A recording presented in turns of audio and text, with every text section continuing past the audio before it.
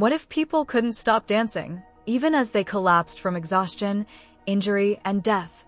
In the summer of 1518, in the city of Strasbourg, part of the Holy Roman Empire, a bizarre and deadly event unfolded. One woman walked into the street and began to dance. She danced for hours. Then she kept dancing for days. No music, no celebration, just uncontrollable, desperate movement. Within a week, dozens had joined her. And within a month, the number swelled to as many as 400 people, all gripped by the same strange compulsion, dancing, day and night, some until their very last breath. This wasn't a party.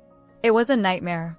This is the true story of the dancing plague of 1518. Strasbourg, July 1518.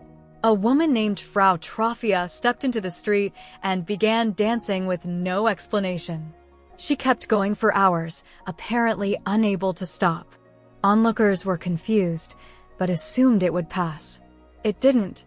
Over the next several days, she was joined by dozens of others. Mostly adults and mostly women. All were dancing in a trance-like state. They didn't seem happy. Their faces were strained, their bodies weakening. The authorities were alarmed. But instead of stopping it, they made a strange decision. They built a stage. That's right, the local leaders believed the dancers were suffering from overheated blood. The cure, they thought, was to let them dance it out. So they gave them space, hired musicians to accompany them, and opened the city guild halls for more dancing. The result? It got worse. Soon, more people collapsed. Some reportedly died from heart attacks, strokes, or sheer exhaustion. Contemporary sources say at least 15 people a day were dying at the height of the plague, though modern scholars are skeptical of those numbers. Still, it was clear, whatever this was, it was real, and it was dangerous. Today, historians still don't agree on what caused the outbreak. Some believe it was a case of mass hysteria, or mass psychogenic illness.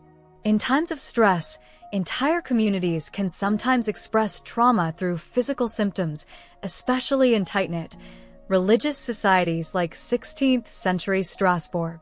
And that summer, the region was under severe pressure. Famine, disease, and religious conflict were everywhere. People believed in divine punishment, curses, and supernatural forces.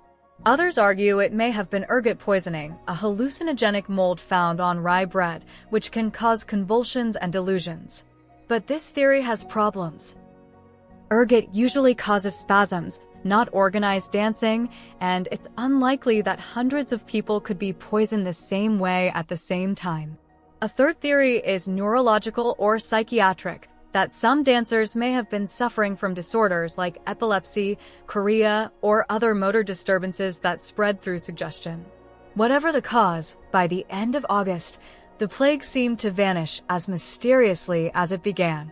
The remaining dancers were reportedly taken to a shrine dedicated to Saint Vitus, the patron saint of dance and epilepsy. There, they were blessed and offered prayers for healing. It worked, or maybe the wave of mass hysteria had finally passed. Either way, the dancing stopped. The story of the 1518 dancing plague remains one of the most mysterious events in medical and social history. No known pathogen, no scientific consensus. Just hundreds of ordinary people caught in a deadly rhythm they couldn't escape. It reminds us that sometimes history's strangest episodes aren't just about kings or battles. They're about the inexplicable things human beings can do when the world around them becomes too much to bear. Thanks for watching. Tell us in the comments what interesting story to cover next.